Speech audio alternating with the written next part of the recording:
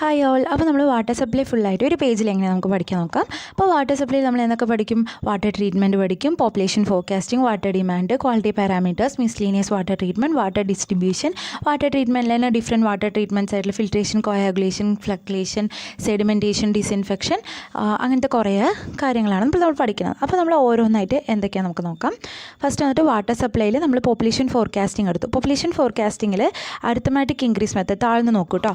Arithmetic increase മെത്തേഡിൽ വന്നിട്ട് അതിൻ്റെ ഫോമുല വന്നിട്ട് P=P0+NX ബാറാണ്. അപ്പോൾ ഇത് വന്നിട്ട് കൂടുതലായിട്ട് എവിടെ യൂസ് ചെയ്യണമെന്ന് വെച്ചാൽ ഓൾഡ് അതുപോലെ തന്നെ സെറ്റിൽഡ് ആയിട്ടുള്ള കമ്മ്യൂണിറ്റിയിലാണ് അത് യൂസ് ചെയ്യുന്നത്. ഈ നെക്സ്റ്റ് വന്നിട്ട് ഇൻക്രിമെൻ്റൽ ഇൻക്രീസ് മെത്തേഡ്, അത് വന്നിട്ട് അരിത്തമാറ്റിക് ഇൻക്രീസ് മെത്തേഡിൻ്റെ ഒരു എക്സ്റ്റൻഷൻ പോലെയാണ് ഇൻക്രിമെൻ്റൽ ഇൻക്രീസ് മെത്തേഡ് എന്ന് പറയുന്നത്. ഇത് വന്നിട്ട് ഒന്നെങ്കിൽ അണ്ടർ എസ്റ്റിമേറ്റഡ് അല്ലെങ്കിൽ ഓവർ എസ്റ്റിമേറ്റഡ്, അതിൻ്റെയും കൂടി നടുവിലായിട്ടുള്ള പോലത്തെ സിറ്റീസൊക്കെ നമ്മൾ കണ്ടുപിടിക്കാൻ വേണ്ടിയിട്ടാണ് ഇത് വന്നിട്ട് യൂസ് ചെയ്യുന്നത്. പിന്നെ അടുത്തത് വന്നിട്ട് എന്താണെന്ന് വെച്ചാൽ ജോമെട്രിക്കൽ ഇൻക്രീസ് മെത്തേഡ്. അപ്പോൾ ഇൻക്രിമെൻ്റൽ ഇൻക്രീസ് മെത്തേഡിൻ്റെ ഫോമുല നമ്മൾ ജസ്റ്റ് ഒന്ന് നോക്കിക്കോളൂ. അടുത്തത് geometric increase method. Geometric increase method എന്ന് പറയുന്നത് അത് വന്നിട്ട് എവിടെയാണ് യൂസ് ചെയ്യണത് എന്ന് വെച്ചാൽ അതിൻ്റെ ഫോമുല ഫസ്റ്റ് P0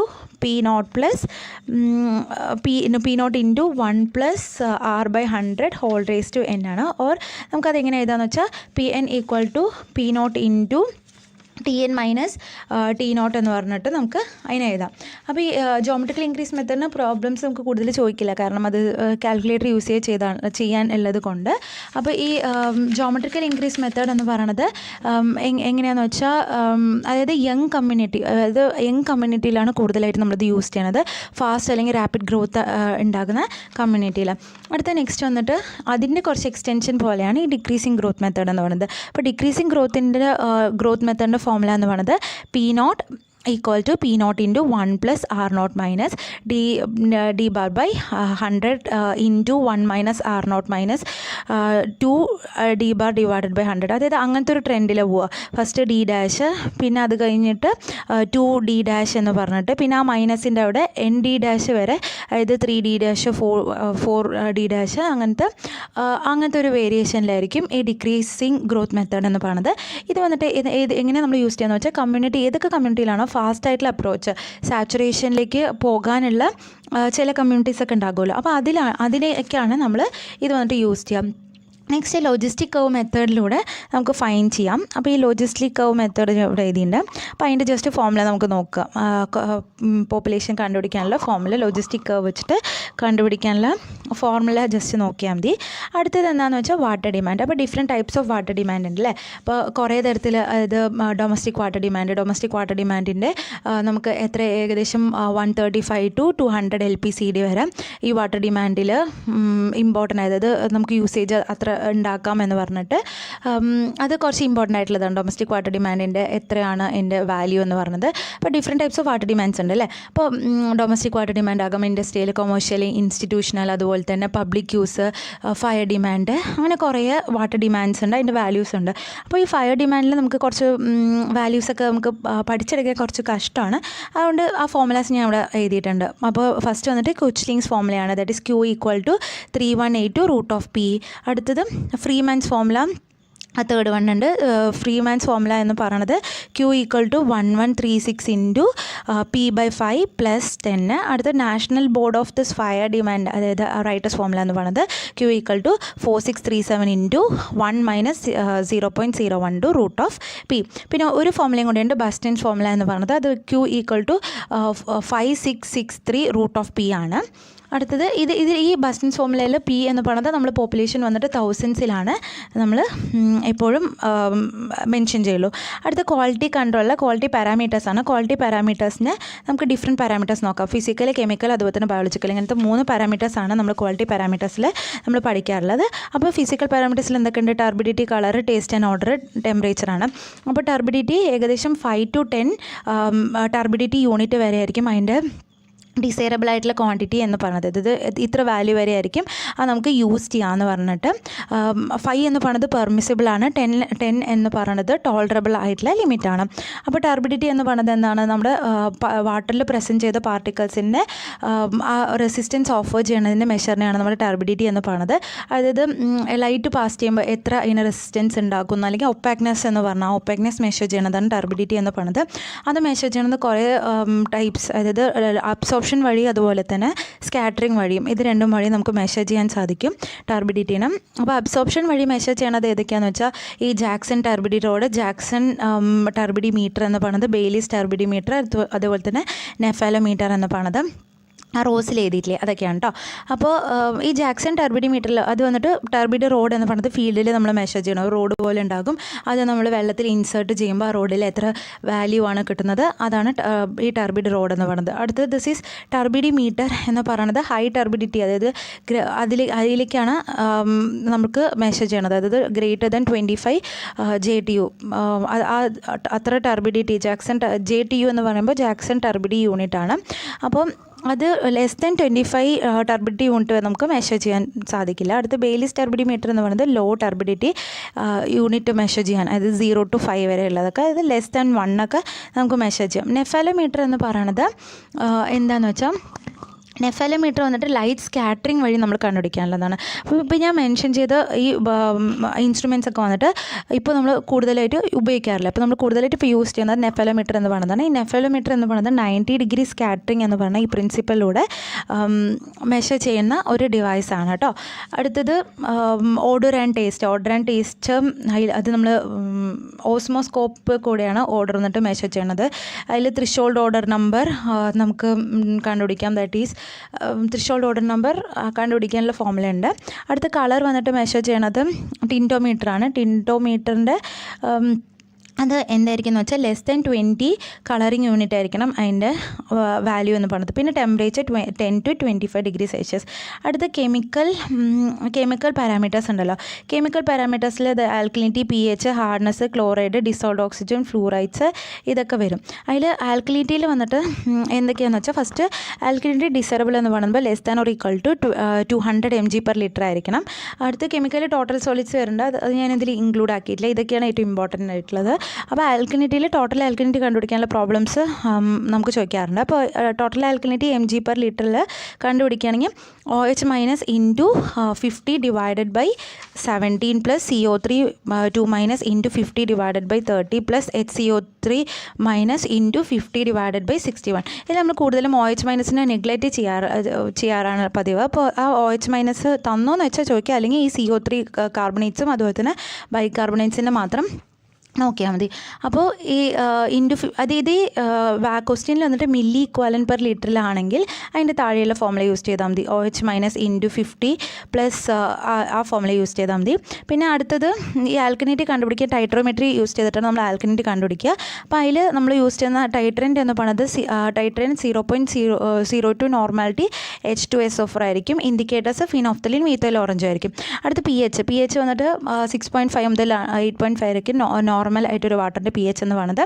അടുത്തത് pH എന്ന് പറയുന്നത് അത് നമ്മൾ എങ്ങനെ റെപ്രസെൻറ്റ് ചെയ്തത്, H+ concentration into OH- equal to 10⁻⁴ mole per litre ആണ്. അപ്പോൾ ഇത് വെച്ച് നമുക്ക് പ്രോബ്ലംസ് ഒക്കെ ചോദിക്കാം, ന്യൂമറിക്കൽസ് ഒക്കെ ചോദിക്കാറുണ്ട്. അടുത്ത pH equal to -log to the base 10 H+. OH എന്ന് പറയുന്നത് -log10 OH-, ഇത് രണ്ടും അതിൻ്റെ ഫോർമുലയാണ്. അടുത്ത ഹാർഡ്നെസ് ആൽക്കലിനിറ്റി പോലെ തന്നെയാണ്, ഏകദേശം ഹാർഡ്നെസ്സിൻ്റെ ഫോർമുലയും വരും. അപ്പോൾ ഈ നമ്മൾ ആൽക്കലിനിറ്റി നമ്മൾ എത്ര മോളിക്കുലർ വെയിറ്റും വാലൻസിയൊക്കെ വെച്ച് കണ്ടുപിടിച്ചു. അതായത് ഈ 50 എന്ന് പറയുന്നതൊക്കെ ഈക്വലൻ വെയിറ്റ് ആണല്ലോ, CaCO3 ഈക്വലൻ വെയിറ്റ് ആണ്. അതേപോലെ തന്നെ ഹാർഡ്നെസ് നമ്മൾ കണ്ടുപിടിക്കുന്നത്. ഹാർഡ്നെസ് കോസ്റ്റ് ചെയ്യുന്നത് മെയിനായിട്ട് കുറേ കാറ്റയോൺസും ആനയൻസും കൊണ്ട് തന്നെ ഹാർഡ്നെസ് കോസ്റ്റ് ചെയ്യുക. പക്ഷേ ഈ നമ്മൾ ഈ ചില കാറ്റയോൺസ് നമ്മൾ കൺസിഡർ ചെയ്യാറില്ല. മെയിനായിട്ട് വരുന്ന ഇതാണ് കൺസിഡർ ചെയ്യണത്. അപ്പോൾ കാൽഷ്യം മെഗ്നീഷ്യം ഹാർഡ്നെസ് ആണ് നമ്മൾ മെയിനായിട്ട് നോക്കും. ബാക്കിയൊക്കെ നമ്മൾ നെഗ്ലക്റ്റ് ചെയ്യും, കാരണം ഒക്കെ സ്മോൾ ആയിട്ടുള്ള എമൗണ്ട് ആയിരിക്കും. അപ്പോൾ ഹാർഡ്നെസ് ഈക്വൽ ടു അത് 200 to 600 mg/L CaCO3 ആണ് കൂടുതലായിട്ട് ഉണ്ടാകേണ്ടത്. അപ്പോൾ Ca2+ × 50 / 20 + Mg2+ × 50/12 ആണ് അത് കണ്ടുപിടിക്കാനുള്ള ഫോർമുല. അപ്പോൾ ടോട്ടൽ ഹാർഡ്നെസ് മില്ലി ഇക്വലൻ്റിലാണെങ്കിൽ ഇക്വലൻ്റ്/ലിറ്റർ ആണെങ്കിൽ അതിൻ്റെ അടുത്തുള്ള ഈ ഫോർമുല യൂസ് ചെയ്താൽ മതി കേട്ടോ.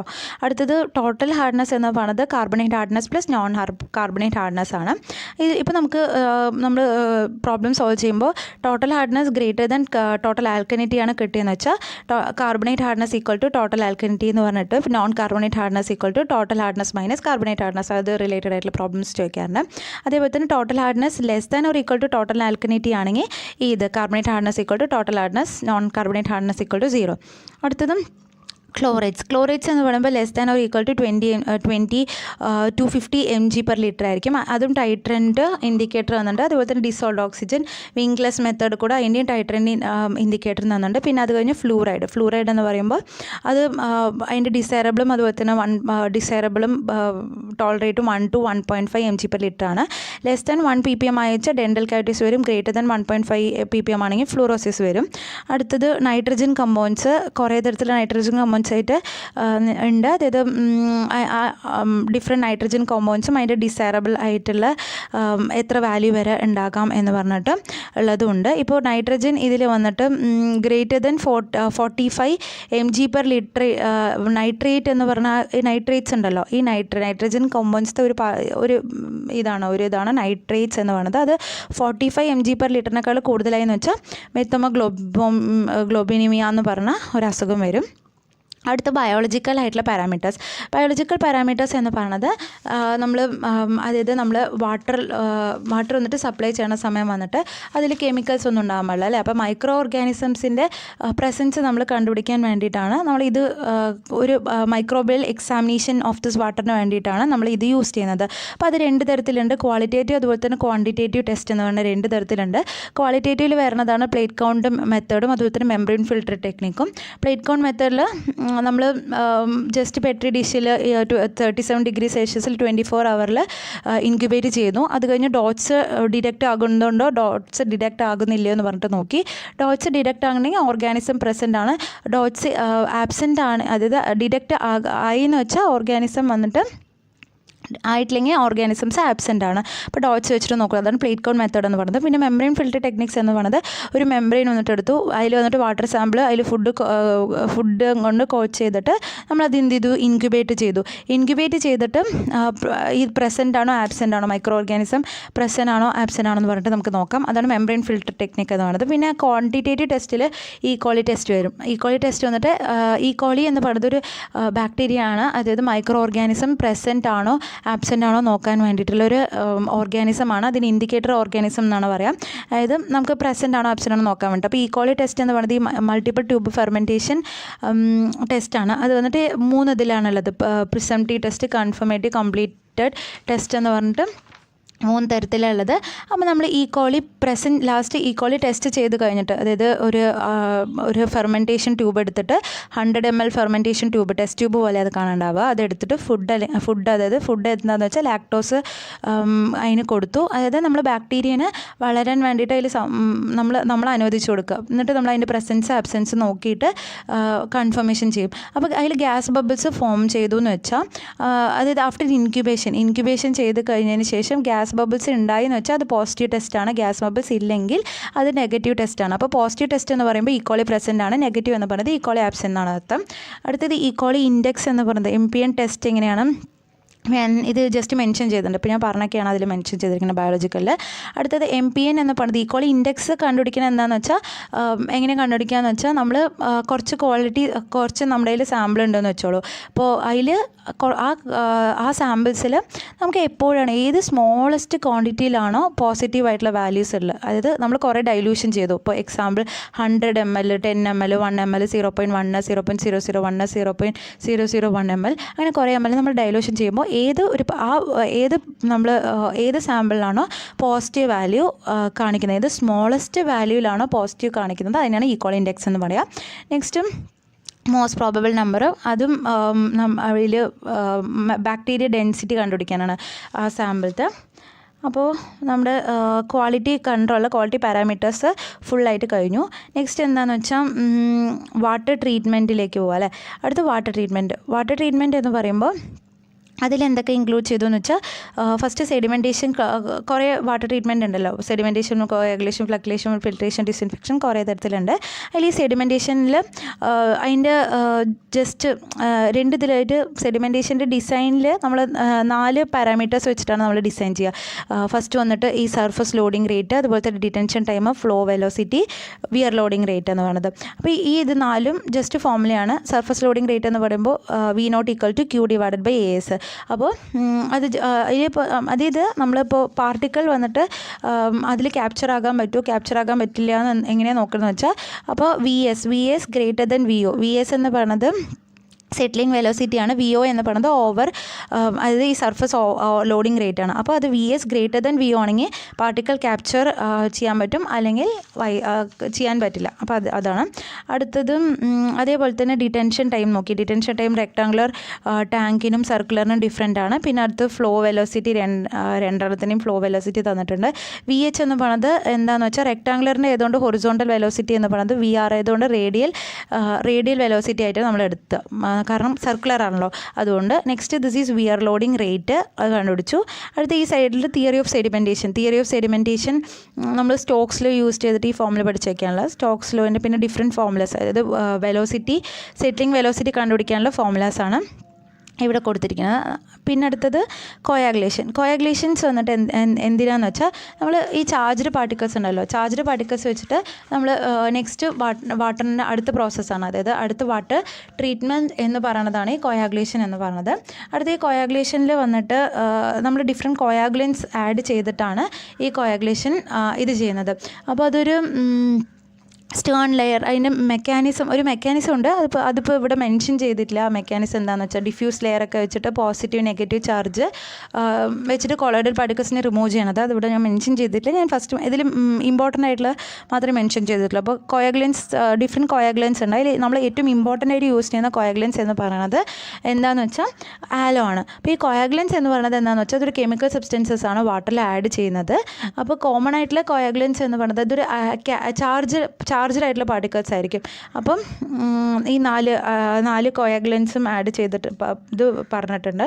പിന്നെ ഈ പ്രോബ്ലംസിലൊക്കെ നമുക്ക് ഈ പർട്ടിക്കുലർ കോയാഗുലൻസ്, അതായത് ടോട്ടൽ ആൽക്കനിറ്റി ഒരു ദിവസം എത്ര ആവശ്യമാണ് അതൊക്കെ കണ്ടുപിടിക്കാൻ വേണ്ടിയിട്ട് ഈ ആലത്തിൻ്റെ ഡോസൊക്കെ തന്നിട്ട് ചോദിക്കാറുണ്ട്. അപ്പോൾ അതിന് യൂസ് ചെയ്യുന്ന ഫോർമുലയാണ് ദിസ് ഈസ് ആൽക്കനിറ്റി റിക്വയർഡ് = 3 × 100 / 660 × ഡോസ്. അപ്പോൾ ആലം ഡോസ് ക്വസ്റ്റ്യനിൽ തന്നിട്ടുണ്ടാവും. അപ്പോൾ ആലം ഡോസ് നമ്മൾ സബ്സ്റ്റിറ്റ്യൂട്ട് ചെയ്യുമ്പോൾ എത്ര ആൽക്കനിറ്റിയാണ് വാട്ടറിൽ വേണ്ടതെന്ന് പറഞ്ഞിട്ട് നമുക്ക് കിട്ടും. അടുത്ത ആൽക്കനിറ്റി ഡെഫിഷ്യൻസിയും അതുപോലെ തന്നെ കണ്ടുപിടിക്കാം.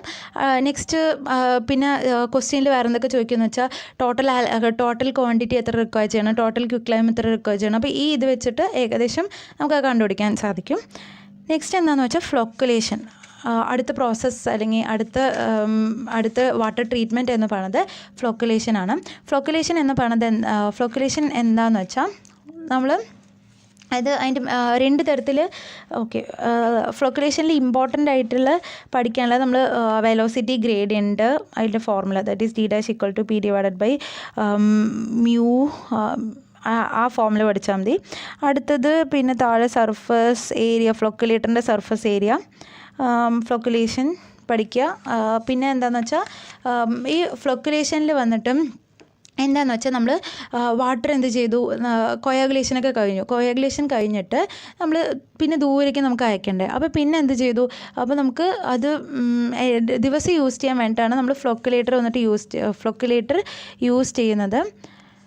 ഓക്കെ, നെക്സ്റ്റ് ഫ്ലോക്കുലേറ്റർ 2 തരത്തിലുണ്ട്. പിന്നെ ഹൈഡ്രോളിക് അതുപോലെ തന്നെ മെക്കാനിക്കൽ ഫ്ലോക്കുലേറ്റർ എന്ന് പറഞ്ഞിട്ട് 2 തരത്തിലുണ്ട്. അപ്പോൾ ഈ ഹൈഡ്രോളിക് ഫ്ലോക്കുലേറ്റർ എന്ന് പറയുന്നത് എന്താണെന്ന് വെച്ചാൽ അതിലൊരു റെക്ടാങ്കുലർ ടാങ്ക് വന്നിട്ടുണ്ടാകും, അതിൽ ബാഫിൾസ് ഉണ്ടാകും. അപ്പോൾ നമ്മൾ വാട്ടർ പാസ് ചെയ്യുമ്പോൾ ആ ബാഫിൾസ് വഴി നമുക്ക് അത് റിമൂവ് ചെയ്യുന്നു. അപ്പോൾ ഇത് എക്കണോമിക്കലാണ്. പക്ഷേ ഓവർ ഫ്ലോക്കുലേറ്റഡ് ആയിട്ടുള്ള സൈസ് അതുപോലെ തന്നെ മാസൊക്കെ ആയിട്ടുള്ളത് നമുക്ക് കൺട്രോൾ ചെയ്യാൻ സാധിക്കില്ല. അപ്പോൾ അത് പണ്ടത്തെ മെത്തേഡാണ്, ഇപ്പോഴൊന്നും അത് യൂസ് ചെയ്യാറില്ല. ഇപ്പോൾ നമ്മൾ യൂസ് ചെയ്യുന്ന മെക്കാനിക്കൽ ഫ്ലക്കുലേറ്ററാണ്. അതൊരു റെക്ടാങ്കുലർ ടാങ്കാണ് മെക്കാനിക്കൽ ഫ്ലക്കുലേറ്റർ എന്ന് പറഞ്ഞത്. അതിൽ പാഡിൽ റൊട്ടേറ്റ് ചെയ്യാൻ പറ്റുന്ന പോലത്തെ ഒരു പാഡിൽ വന്നിട്ട് അല്ലെങ്കിൽ ഒരു ഡ്രം പോലത്തെ ഒരു സാധനം ഉണ്ടാവും. അത് എന്ത് ചെയ്യുന്നു വെച്ചാൽ ഫ്ലക്കുലേഷൻ വന്നിട്ട് വാട്ടറിൽ ഇൻഡ്യൂസ് ചെയ്യിപ്പിക്കുന്നു. അങ്ങനെ ഇൻഡ്യൂസ് ചെയ്യിപ്പിക്കുമ്പോൾ നമുക്ക് കറക്റ്റ് ഏത് സൈസിലും ഏത് മാസത്തിലുള്ള ഫ്ലക്സ് ഒക്കെ വന്നിട്ട് പ്രൊഡ്യൂസ് ചെയ്തിട്ട് നമുക്ക് റിമൂവ് ചെയ്യാൻ സാധിക്കും. അപ്പോൾ അത് കഴിഞ്ഞു. നെക്സ്റ്റ് ഫ്ലക്കുലേഷൻ കഴിഞ്ഞിട്ട് കൊയാഗുലേഷൻ കഴിഞ്ഞു. നെക്സ്റ്റ് എന്താണെന്ന് വെച്ചാൽ ഫിൽട്രേഷൻ. അടുത്ത് അപ്പോൾ വെലോസിറ്റി ഗ്രേഡിയൻറ്റ് ഇവിടെ പറഞ്ഞല്ലോ അല്ലേ, ഫ്ലക്കുലേഷൻ്റെ that is G dash equal to root of, അതായത് റൂട്ട് ഓഫ് തന്നെയാണ് നമ്മൾ ഹോൾ റേസ് ടു 1/2 എന്ന് ഇട്ടിരിക്കുന്നത്. So root of P divided by V mu എന്ന് പറയണത്. സോ അതിൽ വന്നിട്ട് അത് കഴിഞ്ഞു. നെക്സ്റ്റ് ആ ഫോമുല ജസ്റ്റ് ഓർത്ത് വയ്ക്കാനുള്ളതാണ്. അടുത്ത എന്താണെന്ന് വെച്ചാൽ ഫിൽട്രേഷനാണ്. അടുത്ത ഫിൽട്രേഷൻ എന്താണെന്ന് വെച്ചാൽ നമ്മളൊരു സ്റ്റേഷനറി ഒരു ഫിൽറ്റർ ബെഡ് പോലത്തെ ഒരു ഗ്രാനുലർ മീഡിയ ഉണ്ടാകും. അതിനെയാണ് നമ്മൾ ഫിൽറ്റർ മീഡിയ എന്ന് പറയുന്നത്. അത് കൂടെ നമ്മൾ എന്ത് ചെയ്യുക, സ്റ്റേഷനറി ആയിട്ട് ഉണ്ടാക്കുക. അത് കൂടെ നമ്മൾ വാട്ടർ വന്നിട്ട് പാസ് ചെയ്യുന്നു. ഈ ഫിൽറ്റർ മീഡിയ എന്ന് പറയുന്നത് എന്തൊക്കെ ആകാമെന്ന് വെച്ചാൽ സിലിക്ക സാൻഡ്, അതുപോലെ തന്നെ ആന്ത്രസൈറ്റ്, കോൾ, പിന്നെ ഗ്രാനൈറ്റ്, അതൊക്കെ വന്നിട്ട് ഫിൽറ്റർ മീഡിയ ആയിട്ട് നമുക്ക് യൂസ് ചെയ്യാവുന്നതാണ്. അപ്പോൾ ഈ ഫിൽട്രേഷൻ്റെ മെക്കാനിസം എന്ന് പറയുന്നത് എന്താണെന്ന് വെച്ചാൽ 5 ഇതായിട്ട് നമുക്ക് തരംതിരിച്ചിരിക്കണം. ഞാൻ ഇവിടെ മെൻഷൻ ചെയ്തിട്ടില്ല, അത് അത്ര ഇമ്പോർട്ടൻ്റ് അല്ല, അതുകൊണ്ട് ഞാൻ മെൻഷൻ ചെയ്യാത്തത്. അപ്പോൾ mechanical straining, sedimentation, impaction, interception, biological metabolism, ഇതാണ് ഫിൽട്രേഷൻ്റെ മെക്കാനിസം എന്ന് പറയുന്നത്. അപ്പോൾ ഫിൽറ്റർ 2 തരത്തിലുണ്ട്. നമ്മൾ ഇമ്പോർട്ടൻ്റ് ആയിട്ട് 2 തരത്തിലുണ്ട്. അല്ലാതെ ഫിൽറ്റർ ഡിഫറെൻറ്റ് ടൈപ്പിൽ ഫിൽട്രേഷൻ നടത്താം. അതായത് ഫിൽറ്റർ എങ്ങനെയൊക്കെ നമുക്ക് നടത്താമെന്ന് പറയുന്നത് സ്ലോ സാൻഡർ ഫിൽറ്റർ ഉണ്ട്, റാപ്പിഡ് സാൻഡ് ഉണ്ട്, ഡുവൽ മീഡിയ ഉണ്ട്, പ്രഷർ ഫിൽറ്റർ ഉണ്ട്, മൾട്ടിമീഡിയ ഫിൽറ്റർ ഉണ്ട്. അപ്പോൾ ഇതിൽ സ്ലോ സാൻഡ് ഫിൽറ്ററും റാപ്പിഡ് സാൻഡ് ഫിൽറ്ററാണ് കൂടുതൽ ഇമ്പോർട്ടൻറ്റ്. അപ്പോൾ അതിൻ്റെ ഡിഫറെൻറ്റ് അതിൽ നമുക്ക് എന്തൊക്കെ ക്രൈറ്റീരിയാസ് വേണമെന്ന് പറഞ്ഞിട്ട് അത് ഞാൻ മെൻഷൻ ചെയ്തിട്ടുണ്ട്. ഡെപ്ത് ഓഫ് ഫിൽറ്റർ എത്ര വേണം, ഇതിൻ്റെ ഏരിയ വേണം, അതൊക്കെ അടുത്ത് മെൻഷൻ ചെയ്തിട്ടുണ്ട്. നെക്സ്റ്റ് പിന്നെ ഡുവൽ മീഡിയ ഫിൽറ്റർ ഉണ്ട്. സോ ഡുവൽ മീഡിയ 2 മീഡിയ ഉണ്ടാകും. പിന്നെ മൾട്ടിമീഡിയ ഫിൽറ്റർ. അപ്പോൾ ഇതിൽ നമ്മൾ കൂടുതലും ഈ കമ്പാരിസൺ നമുക്ക് ഇമ്പോർട്ടൻ്റ് ആയിട്ട് പഠിച്ചു വെച്ചാൽ അത് എല്ലാത്തിലും യൂസ് ചെയ്യാൻ സാധിക്കും. ഈ ഡുവൽ മീഡിയ ഫിൽറ്റർ എന്ന് പറയുമ്പോൾ അതിൽ കോമ്പിനേഷൻ എന്തൊക്കെയായിരിക്കും എന്ന് വെച്ചാൽ ഒന്നെങ്കിൽ സിലിക്ക സാൻഡും ആന്ത്രസൈറ്റ് കോളും കൂടിയിട്ടുള്ള കോമ്പിനേഷനിലായിരിക്കും ഡുവൽ മീഡിയ ഫിൽറ്റർ എന്ന് പറയുന്നത്. മൾട്ടിമീഡിയ ഫിൽറ്റർ എന്ന് പറയുന്നത് അതൊരു റാപ്പിഡ് സാൻഡ് ഫിൽറ്റർ തന്നെയാണ്. 3 ഫിൽറ്റർ മീഡിയ വന്നിട്ട് നമ്മൾ എംപ്ലോയ് ചെയ്യുന്നു ഒരു സിംഗിൾ ഫിൽറ്റർ മെക്കാനിസത്തിൽ. സിലിക്ക സാൻഡ്, ആന്ത്രസൈറ്റ് കോള്, അതുപോലെ തന്നെ ഗാർനറ്റ് എന്ന് പറയുന്നത് ഗ്രീൻ സാൻഡാണ്. ഇത് 3ഉം കൂടിയിട്ട് കമ്പൈൻ ചെയ്തിട്ട് ഫിൽട്രേഷൻ നടത്തുന്നതാണ് മൾട്ടി സാൻഡ് ഫിൽറ്റർ എന്ന് പറയുന്നത്. അപ്പോൾ അതും കഴിഞ്ഞു. നെക്സ്റ്റ് എന്താണെന്ന് വെച്ചാൽ ഡിസിൻഫെക്ഷൻ. അപ്പോൾ ഡിസിൻഫെക്ഷൻ ചെയ്യണത് എന്താണ്, 2 തരത്തിൽ നമുക്ക് ഡിസിൻഫെക്ഷൻ ചെയ്യാം. അതായത് എന്തൊക്കെ മെത്തേഡ്സ് ഡിസിൻഫെക്ഷൻ എന്തിനാണ് ഡിസിൻഫെക്ഷൻ ചെയ്യണതെന്ന് വെച്ചാൽ നമ്മൾ എത്രയൊക്കെ കുറേ പ്രോസസ്സൊക്കെ ചെയ്ത് കഴിഞ്ഞാലും അതിൽ കുറച്ച് പാർട്ടിക്കിൾസ് ഒക്കെ ഉണ്ടാകും, ഡിസീസസ് കോസിങ് ആയിട്ടുള്ള ഓർഗാനിസംസ് ഉണ്ടാകും. അപ്പോൾ ഈ ഡിസീസസ് കോസിങ് ഓർഗാനിസത്തിനെയൊക്കെ സ്റ്റെറിലൈസ് ചെയ്യാൻ, അതായത് ഇതിനൊക്കെ നമ്മൾ ഈ കുറേ ജേംസ് ഒക്കെ ഉണ്ടാകുമല്ലോ, ആ മൈക്രോ ഓർഗാനിസത്തിനെയൊക്കെ കൊല്ലാൻ വേണ്ടിയിട്ട് നമ്മൾ യൂസ് ചെയ്യുന്ന ഒരു പ്രോസസ്സാണ് ഡിസിൻഫെക്ഷൻ എന്ന് പറയുന്നത്. അപ്പോൾ ഈ ഡിസിൻഫെക്ഷൻ എന്തിനാ ആവശ്യം എന്ന് വെച്ചാൽ അത് എഫക്റ്റീവ് അതുപോലെ തന്നെ എഫിഷ്യൻ്റ് ആയിട്ടുള്ള റിമൂവൽ ഓഫ് മൈക്രോ ഓർഗാനിസം ആണ്. നമുക്ക് ഫാസ്റ്റായിട്ട് മൈക്രോ ഓർഗാനിസമൊക്കെ റിമൂവ് ചെയ്യാം, എന്നാലേ നമ്മുടെ ഡ്രിങ്കിങ് വാട്ടർ വന്നിട്ട് നമുക്ക് കുടിക്കാൻ സേഫ് ആയിട്ടുണ്ടാകുള്ളൂ. അടുത്തത് അത് ഏതൊക്കെ മെത്തേഡ്സ്, 2 മെത്തേഡ്സിൽ നമുക്ക് ഡിസിൻഫെക്ഷൻ ചെയ്യാം. ഫസ്റ്റ് ഫിസിക്കൽ മെത്തേഡിൽ ഹീറ്റ് യൂസ് ചെയ്ത്, ഹീറ്റ് എന്ന് പറയുമ്പോൾ നമ്മൾ ഹീറ്റിൽ അതുപോലെ തന്നെ ലൈറ്റായിട്ട് നമുക്ക് ഫിസിക്കൽ മെത്തേഡിൽ യൂസ് ചെയ്യാം. ഹീറ്റ് എന്ന് പറയുമ്പോൾ നമ്മൾ ബോയിലിംഗ് ചെയ്തിട്ട്, അതുപോലെ തന്നെ ലൈറ്റ് ബോയിലിംഗ് എന്ന് പറയുമ്പോൾ നമ്മൾ ഹൈ ടെമ്പറേച്ചറിൽ നമ്മൾ വാട്ടറിൽ അപ്ലൈ ചെയ്യുമ്പോൾ ഏകദേശം ഒരു 70 ഡിഗ്രി സെൽഷ്യസിനെക്കാട്ടിലും എബോയിൽ നമ്മൾ റൈസ് ചെയ്യണ സമയം എന്ത് സംഭവിക്കുന്നത് വെച്ചാൽ ഇത് ഓർഗാനിസംസൊക്കെ മൈക്രോ ഓർഗാനിസംസൊക്കെ വന്നിട്ട് എന്ത് ചെയ്യുന്നു, റിമൂവ് ചെയ്യുന്നു. പക്ഷേ നമ്മൾ ടെമ്പറേച്ചർ 100-നെക്കാളും കൊടുക്കുമ്പോൾ വാട്ടർ ഇവോപ്പറേറ്റ് ചെയ്യുന്നത്, അങ്ങനെ കൊടുക്കാൻ പാടില്ല കേട്ടോ. അടുത്തത് അത് എഫക്റ്റീവ് അതുപോലെ തന്നെ എഫിഷ്യൻ്റ് ആയിട്ടുള്ള ഇതാണ്. പക്ഷേ നമ്മൾ ബോയിലിംഗ് ചെയ്യാൻ വന്നിട്ട് ബൾക്ക് വാട്ടർ ട്രീറ്റ്മെൻറ്റ്, അതായത് നമ്മൾ നോർമലായിട്ടുള്ള സപ്ലൈക്കൊന്നും ഈ ബോയിലിംഗ് വന്നിട്ട് യൂസ് ചെയ്യാറില്ല. അപ്പോൾ നെക്സ്റ്റ് വന്നിട്ട് UV ട്രീറ്റ്മെൻറ്റ് എന്ന് പറയുന്നതാണ്. ലൈറ്റ് യൂസ് ചെയ്തിട്ട്, ലൈറ്റ് മെക്കാനിക്കൽ ട്രീറ്റ്മെൻറ്റിൽ അടുത്തത് ലൈറ്റ് യൂസ് ചെയ്തിട്ട് വരുന്നതാണ് UV ട്രീറ്റ്മെൻറ്റ് എന്ന് പറയുന്നത്. അപ്പോൾ ഈ UV ട്രീറ്റ്മെൻറ്റ് എന്ന് പറയുന്നത് ഈ ചെറിയ വേവ് ലെങ്ത് എന്ന് പറയുമ്പോൾ ഈ 250 to 260 നാനോമീറ്ററിലുള്ള ഈ ചെറിയ വേവ് ലെങ്ത്തിലുള്ളതിന് അത് യൂസ് ചെയ്തിട്ട് നമ്മൾ റിമൂവ് ചെയ്യണത് യു വി ട്രീറ്റ്മെൻറ്റ് എന്ന് പറയുന്നത് യു വി റേസ് പാസ് ചെയ്തിട്ട്, അതായത് ഇലക്ട്രിസിറ്റി അല്ലെങ്കിൽ യു വി റേസ് വന്നിട്ട് നമ്മൾ പാസ് ചെയ്തിട്ട് റിമൂവ് ചെയ്യുന്നത്. പക്ഷേ ഇത് എക്സ്പെൻസീവ് ആയിട്ടുള്ള മെത്തേഡാണ്. ഇതിന് റെസിഡുവൽ ആയിട്ടുള്ള പ്രോബ്ലംസ് ഒന്നും വന്നിട്ട് പവർ ഒന്നും വന്നിട്ടുണ്ടാകില്ല. അപ്പോൾ ഇതിൽ സെക്കൻഡറി പ്രോബ്ലംസ് ആയിട്ടുള്ള കളർ, ഓർഡർ, ടർബിഡിറ്റി അതൊക്കെ വന്നിട്ട് വാട്ടറിൽ കോസ്റ്റ് ചെയ്യാം. അപ്പോൾ ഇതും വന്നിട്ട് നമുക്ക് ബൾക്ക് ട്രീറ്റ്മെൻറ്റിന് വന്നിട്ട് യൂസ് ചെയ്യാൻ സാധിക്കില്ല. അടുത്ത കെമിക്കൽ ട്രീറ്റ്മെൻറ്റ് നമുക്ക് നോക്കാം. കെമിക്കൽ മെത്തേഡ്സ് നമുക്ക് നോക്കാം. കെമിക്കൽ മെത്തേഡ്സ് എത്ര തരത്തിലുണ്ട്? എക്സസീവ് ലൈം ട്രീറ്റ്മെൻറ്റ്, അതുപോലെ തന്നെ treatment with metal ions, treatment with ozone, പിന്നെ treatment with halogen group, treatment with potassium permanganate എന്ന് പറയുന്നത്. അപ്പോൾ ഇതാണ് പിന്നെ ലൈം ഇപ്പോൾ നമുക്ക് ഫസ്റ്റ് എക്സസീവ് ലൈം ട്രീറ്റ്മെൻറ്റ് എങ്ങനെ ചെയ്യുമെന്ന് വെച്ചാൽ നമ്മൾ എന്ത് ചെയ്തു എന്ന് വെച്ചാൽ വാട്ടറിൽ ഈ എക്സസ് ലൈം വന്നിട്ട് ആഡ് ചെയ്തിട്ട് എന്നിട്ട് pH വന്നിട്ട് എന്ത് ചെയ്തു 9.5 ഇൻക്രീസ് ചെയ്തു. അങ്ങനെയാണ് ഇത് വന്നിട്ട് യൂസ് ചെയ്യുന്നത്. പക്ഷേ ലൈം വന്നിട്ട് ഒരു ചീപ്പായിട്ടുള്ള കെമിക്കൽ കോമ്പൗണ്ടാണ്. അതിന് വന്നിട്ട് റെസിഡ്യുവൽ പവറും ഉണ്ട്. പക്ഷേ അത് വന്നിട്ട് എന്ത് പ്രൊഡ്യൂസ് ചെയ്യുന്നു വെച്ചാൽ പ്രസിപ്പിറ്റേറ്റ് വന്നിട്ട് പ്രൊഡ്യൂസ് ചെയ്യുന്നു. അപ്പോൾ ലൈം ട്രീറ്റ്മെൻറ്റ് എന്ന് പറയണത് അത് കഴിഞ്ഞിട്ട് നമ്മൾ എന്ത് ചെയ്യണം? റീകാർബണേഷൻ എന്ന് പറഞ്ഞാൽ ചെയ്യണം. റീകാർബണേഷൻ എന്ന് പറയുമ്പോൾ കാർബൺ ഡൈ ഓക്സൈഡ് ഈ ട്രീറ്റ് ചെയ്ത് വാട്ടറിൽ ആഡ് ചെയ്യണം. അപ്പോൾ അത് കുറച്ച് ബൾക്ക് ട്രീറ്റ്മെൻ്റ് ഒന്നും ഇതും യൂസ് ചെയ്യാൻ സാധിക്കില്ല. അടുത്തത് മെറ്റൽ അയോൺസും കൊണ്ട് ട്രീറ്റ്മെൻറ്റ് ചെയ്യണതെന്ന് വെച്ചാൽ പക്ഷെ അത് സ്ലോ ആയിട്ടുള്ള പ്രോസസ്സാണ്. നമ്മൾ ഇതിന് വേണ്ടിയിട്ട് ഈ കോപ്പർ, സിൽവർ അതൊക്കെയാണ് നമ്മൾ യൂസ് ചെയ്യുക. നമ്മൾ സാധാരണ ഈ മെറ്റൽ അയോൺസ് എന്ന് പറയുമ്പോൾ സാധാരണ നമ്മൾ കോപ്പർ ബോട്ടിലൊക്കെ കുടിച്ചാൽ നല്ലതെന്ന് പറയില്ലേ. പക്ഷേ അതിനെക്കാട്ടിലും നല്ലതാണ് സിൽവർ ബോട്ടിൽ. പക്ഷേ അതിൽ ചില സൈഡ് എഫക്ട്സ് ഒക്കെ ഉണ്ടാകും. അപ്പോൾ നമ്മൾ പണ്ട് മുതൽ കോപ്പർ ബോട്ടിലൊക്കെ കുടിക്കുന്നത് അതുകൊണ്ടാണ്. കാരണം അതിന് ട്രീറ്റ്മെൻറ്റ്, അതായത് ഡിസിൻഫെക്ഷൻ പവർ ഉണ്ടെന്നാണ് പറയുന്നത്. അപ്പോൾ ഈ കോപ്പർ അതിലൊരു ജെർമിസൈഡൽ പവർ ഉണ്ട്. അതിൽ ജേംസ് ഒക്കെ ഉണ്ടെങ്കിൽ അത് വന്നിട്ട് ക്ലിയർ ആകും. പക്ഷേ നമുക്ക് വാട്ടറിന് നമുക്ക് സിൽവർ അയോൺസ് ട്രീറ്റ് ചെയ്യാം. പക്ഷേ അതിന് ഇലക്ട്രോ കെറ്റാഡിയൻ പ്രോസസ്സ് വെച്ചിട്ട് ട്രീറ്റ് ചെയ്യാം. പക്ഷേ ഇത് വന്നിട്ട് എക്സ്പെൻസീവ് മെത്തേഡാണ്. നമുക്ക് അറിയാമല്ലോ സിൽവറൊക്കെ യൂസ് ചെയ്യുമ്പോൾ എക്സ്പെൻസീവ് മെത്തേഡാണ്. അപ്പോൾ നമുക്ക് ബൾക്ക് വാട്ടർ ട്രീറ്റ്മെൻറ്റിൽ ഈ മെറ്റൽ അയോൺസ് വെച്ചിട്ട് നമുക്ക് യൂസ് ചെയ്യാൻ പറ്റില്ല. അടുത്തത് നമുക്ക് എന്താ നോക്കാം? അടുത്തത് ഓസോൺ വെച്ചിട്ട് എങ്ങനെയാണെന്ന് വെച്ചാൽ ഓസോൺ വെച്ചിട്ട് ട്രീറ്റ് ചെയ്യണതിന് നമ്മൾ ഓസോണൈസേഷൻ എന്നാണ് ആ പ്രോസസ്സിനെ പറയണത്. അത് ഇൻസ്റ്റൻ്റായിട്ട് മൈക്രോ ഓർഗാനിസത്തിനെയൊക്കെ ഡിസ്ട്രോയ് ചെയ്യും. അതേപോലെ തന്നെ അത് കളർ, ഓർഡർ അതൊക്കെ റിമൂവ് ചെയ്യും. പിന്നെ വാട്ടറിൻ്റെ ടേസ്റ്റും ഇമ്പ്രൂവ് ചെയ്യും. സെക്കൻഡറി പ്രോബ്ലംസ് ഒന്നും തന്നെ അതിൽ കോസ്റ്റ് ചെയ്യില്ല ഓസോണൈസേഷൻ കാരണം. ഓസോണൈസേഷൻ വന്നിട്ട് കുറച്ച് റെസിഡ്യുവൽ പവറൊക്കെ ഉണ്ട് വാട്ടറിന് വന്നിട്ട്. അപ്പോൾ ഷോർട്ട് പീരീഡ് വരെ നമുക്ക് അതിനെ പ്രൊട്ടക്റ്റ് ചെയ്യാൻ പറ്റും.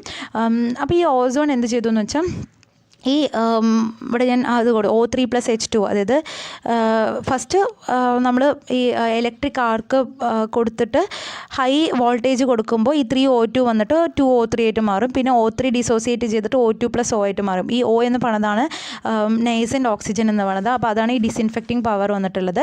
പിന്നെ അല്ലാതെ നമ്മൾ ഈ ഓസോണിൽ വാട്ടർ ആഡ് ചെയ്യുമ്പോൾ HO2 ആയിട്ട് ഫോം ചെയ്യുമല്ലോ. HO2 പിന്നും ഓസോണായിട്ട് റിയാക്ട് ചെയ്യുമ്പോൾ HO ഫോം ചെയ്യുന്നു. അപ്പോൾ ഈ HO2 അതുപോലെ തന്നെ HO എന്ന് പറയുന്നത് ഹൈഡ്രോക്സിൽ ഫ്രീ റാഡിക്കലാണ്.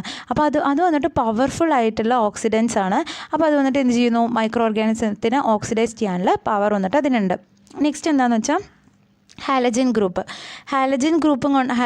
എന്ന് പറയുമ്പോൾ ലാസ്റ്റ് നമ്മുടെ പീരിയോഡിക് ടേബിളിൽ ലാസ്റ്റുള്ള ഗ്രൂപ്പാണല്ലോ ഹാലജൻ ഗ്രൂപ്പ്. നമുക്ക് അയോഡിൻ, ബ്രോമൈൻ, ക്ലോറിൻ എന്ന് പറഞ്ഞിട്ട് ഈ ഹാലജൻസ് ഒക്കെ ഉണ്ട് നമുക്കറിയാം. അപ്പോൾ ഈ അയോഡിൻ, ബ്രോമൈൻ എന്ന് പറയുന്നത് നമ്മൾ എങ്ങനെയാണ് അത് ട്രീറ്റ് ചെയ്യണമെന്ന് വെച്ചാൽ ഒരു ടാബ്ലറ്റ് ഉണ്ടാക്കും. അപ്പോൾ ആ ടാബ്ലറ്റ്സിൻ്റെ ഫോമിൽ അവൈലബിൾ ആണ്. പക്ഷേ അത് ബൾക്ക് ക്വാണ്ടിറ്റി ഒന്നും യൂസ് ചെയ്യാൻ സാധിക്കില്ല. ചെറിയ നമുക്ക് സ്മോൾ ആയിട്ടുള്ള ക്വാണ്ടിറ്റിയിൽ നമുക്ക് യൂസ് ചെയ്യണമെങ്കിൽ ആ ടാബ്ലറ്റ് അതിലേക്ക് ഇട്ടുമെന്ന് വെച്ചാൽ അത് റിമൂവ് ചെയ്യും. പക്ഷേ ക്ലോറിൻ എന്ന് പറയുമ്പോൾ നമുക്ക് എവിടെ നോക്കിയാലും അറിയാം ക്ലോറിൻ എന്ന് പറയുന്നത് ഡിസിൻഫെക്ഷനിൽ വളരെ ഇമ്പോർട്ടൻ്റ് ആയിട്ടുള്ള ഒരു അതിൻ്റെ കോമ്പൗണ്ട്സ് ഒക്കെ വളരെ ഇമ്പോർട്ടൻ്റ് ആണ് പറഞ്ഞത്. അപ്പോൾ വാട്ടറിനെ ക്ലോറിൻ കൊണ്ട് നമ്മൾ ട്രീറ്റ് ചെയ്യുന്നത് വളരെ എക്കണോമിക്കലുമാണ്. പിന്നെ ക്ലോറിന് ഹൈ റെസിഡ്യുവൽ പവർ ഉണ്ട്. ഈ റെസിഡ്യുവൽ പവർ എന്ന് പറഞ്ഞാൽ എന്താണെന്ന് വെച്ചാൽ കുറേ വർഷം അല്ലെങ്കിൽ കുറേ മാസം കണക്കിന് അതിൻ്റെ ആ ഡിസിൻഫെക്റ്റിംഗ് ആയിട്ടുള്ള പവർ വന്നിട്ട് അതിനുണ്ടാകും. അതിനാണ് ഈ റെസിഡ്യുവൽ പവർ എന്ന് പറയുന്നത്. എക്സാമ്പിൾ ഇപ്പോൾ നമ്മുടെ വീട്ടിൽ കൂടുതലും ഈ കിണറ്റ് വെള്ളത്തിലൊക്കെ ബ്ലീച്ചിങ് പൗഡർ ഇല്ലേ, അതിൻ്റെ കാരണം ഇതാണ്. അതിൽ ക്ലോറിൻ്റെ അതൊരു ഫോമാണ് ബ്ലീച്ചിങ് പൗഡർ എന്ന് പറയുന്നത്. കാൽഷ്യം ഹൈപ്പോക്ലോറൈറ്റ് ആണ്. ഈ ക്ലോറിൻ വന്നിട്ട് ഡിഫറെൻറ്റ് ഫോംസിലുണ്ടാകും. അത് എല്ലാത്തിനും ഡിസിൻഫെക്റ്റിംഗ് കാപ്പബിലിറ്റി വന്നിട്ടുണ്ട്. അപ്പോൾ അത് ഈ ഹൈപ്പോക്ലോറൈറ്റ് തന്നെയാണ് ബ്ലീച്ചിങ് പൗഡർ നമ്മൾ പറയുന്നത്. അതാണ് നമ്മൾ കൂടുതലായിട്ട് നമ്മൾ ബ്ലീച്ചിങ് പൗഡർ ഒക്കെ ഏകദേശം എല്ലാവരുടെ വീട്ടിലും അത് യൂസ് ചെയ്യണ്ടാവും. അപ്പോൾ നമ്മൾ ഈ ക്ലോറിൻ വന്നിട്ട് യൂസ് ചെയ്യുമ്പോൾ ക്ലോറിൻ വാട്ടറായിട്ട് മിക്സ് ചെയ്യുമ്പോൾ HOCl ഫോം ചെയ്യും. പിന്നെ ഈ HOCl വന്നിട്ട് OCl ആയിട്ടും ഫോം ചെയ്യും. അപ്പോൾ ഈ HOCl അതുപോലെ തന്നെ OCl എന്ന് പറയുന്നത് ഇത് രണ്ടും പവർഫുൾ ആയിട്ടുള്ള ഡിസിൻഫെക്റ്റിംഗ് ക്യാപ്പബിലിറ്റി ഉള്ളതാണ്. HOCl ആണ് കൂടുതൽ പവർഫുൾ. കാരണം എന്തുകൊണ്ടാണെന്ന് വെച്ചാൽ അതിൻ്റെ മുകളിൽ വന്നിട്ട് ചാർജ് ഇല്ല, അതുകൊണ്ട് HOCl കൂടുതൽ പവർഫുള്ളാണ്.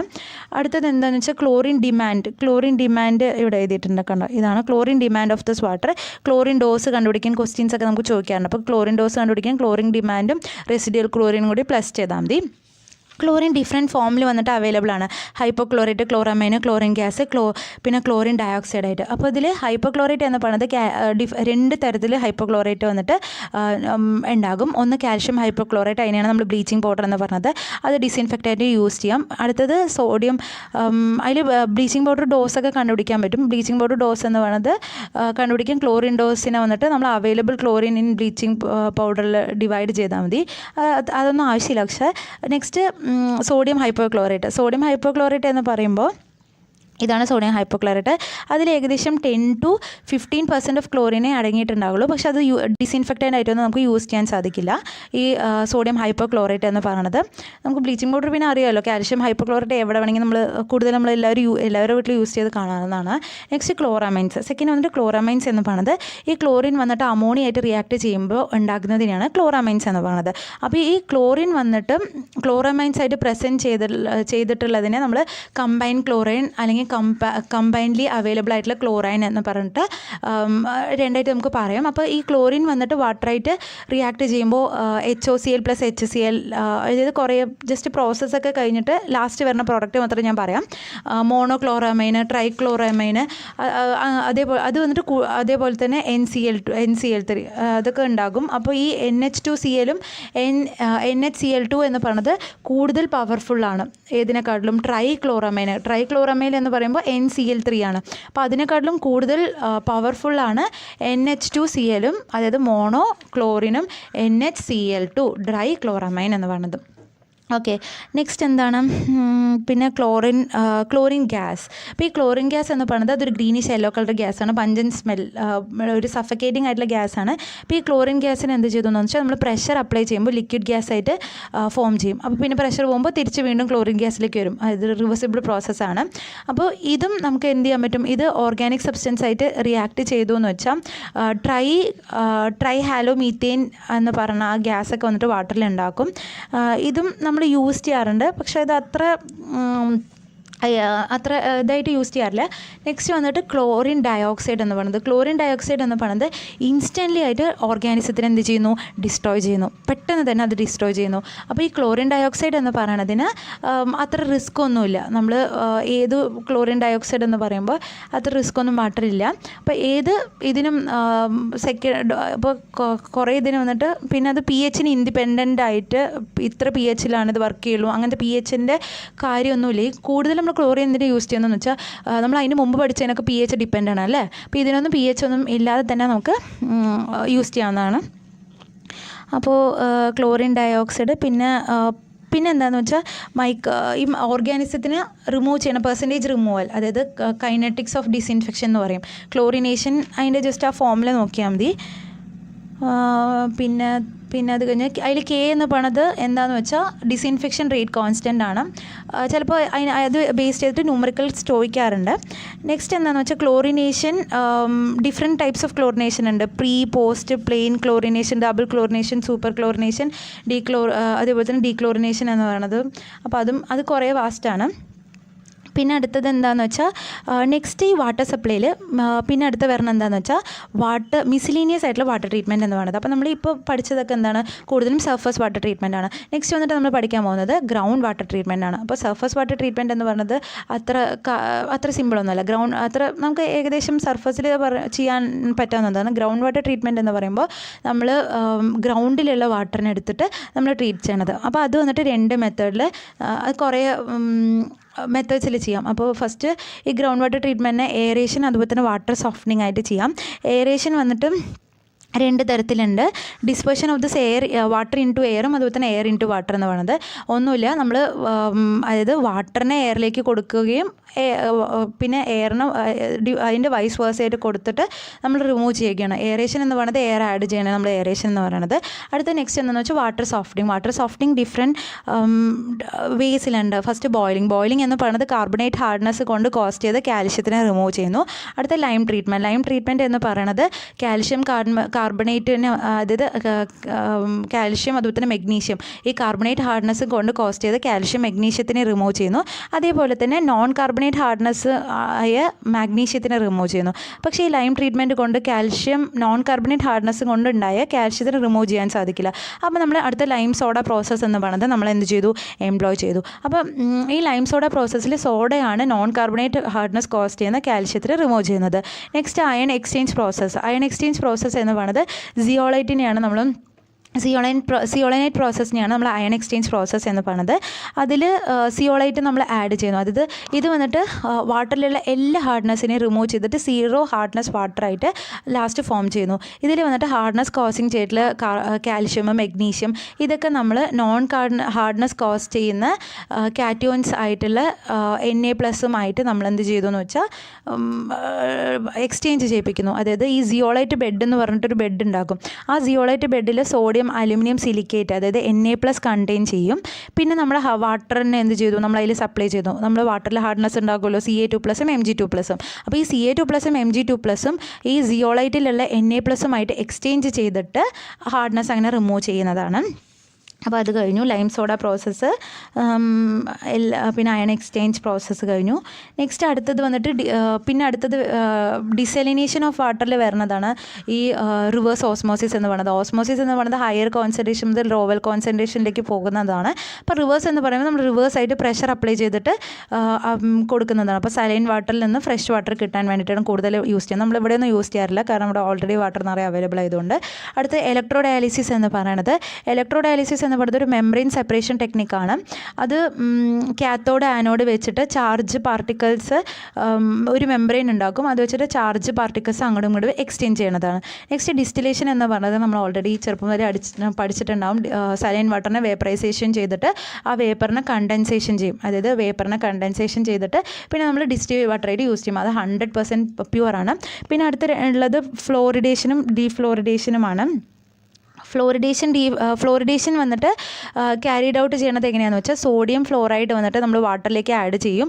അപ്പോൾ ഫ്ലോറൈഡിൻ്റെ എമൗണ്ട് വന്നിട്ട് ഇൻക്രീസ് ആകും. നെക്സ്റ്റ് ഡീഫ്ലോറിഡേഷൻ എന്താണെന്ന് വെച്ചാൽ എക്സസ് ആയിട്ടുള്ള ഫ്ലോറൈൻസിൽ വന്നിട്ട് വാട്ടറിനെ എങ്ങനെ റിമൂവ് ചെയ്യുന്നത് എന്ന് പറഞ്ഞിട്ട് രണ്ട് മെത്തേഡ് ഉണ്ട്.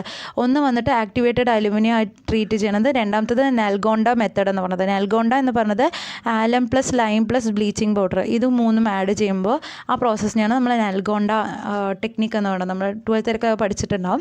നെക്സ്റ്റ് പിന്നെ ആക്ടിവേറ്റഡ് കാർബൺ ടെക്നിക്ക് കൂടെ നമ്മൾ കളർ ഓർഡറൊക്കെ വന്നിട്ട് റിമൂവ് ചെയ്യും. അത് നോർമലായിട്ട് നമ്മൾ ഇപ്പോൾ കെമിസ്ട്രി ലാബിലൊക്കെ നമ്മൾ എന്തെങ്കിലും ചെയ്യുമ്പോൾ നമുക്ക് ഒരു മാസ്ക് പോലെ ഉണ്ടാകും. അത് ഈ ആക്ടിവേറ്റഡ് കാർബൺ കൊണ്ടുണ്ടാക്കിയതാണ്. ഗ്യാസും കളറൊക്കെ തന്നെ അബ്സോർബ് ചെയ്യും. നെക്സ്റ്റ് എന്താണെന്ന് വെച്ചാൽ വാട്ടർ ഡിസ്ട്രിബ്യൂഷൻ. കാരണം ഈ മുകളിലുള്ളതാണ് വാട്ടർ ഡിസ്ട്രിബ്യൂഷൻ. അത്ര ഇമ്പോർട്ടൻ്റ് അല്ല. അത് എന്തിനാണെന്ന് വെച്ചാൽ നമ്മൾ വാട്ടർ സപ്ലൈ ചെയ്യുമ്പോൾ ഡിഫറെൻറ്റ് ഡിഗ്രി ഓഫ് പ്യൂരിറ്റി ആണല്ലോ. അപ്പോൾ സെയിം ഡിഗ്രി ഓഫ് പ്യൂരിറ്റിയിൽ സഫീഷ്യൻ്റ് ആയിട്ടുള്ള പ്രഷറിൽ ഓരോരോ സാഹചര്യം അനുസരിച്ചിട്ട് കൊടുക്കാനുള്ളതാണ്.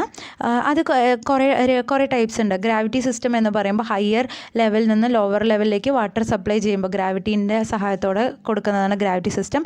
ഡയറക്റ്റ് പമ്പിങ് സിസ്റ്റം എന്ന് പറയുമ്പോൾ നമ്മൾ പമ്പ് വെച്ച് പ്രഷർ വെച്ച് അപ്ലൈ ചെയ്യണത്. അടുത്ത് ഗ്രാവിറ്റിയും അതുപോലെ തന്നെ പമ്പിങ്ങും രണ്ടും വെച്ചിട്ട് നമുക്ക് യൂസ് ചെയ്യാമെന്ന് പറയണത്.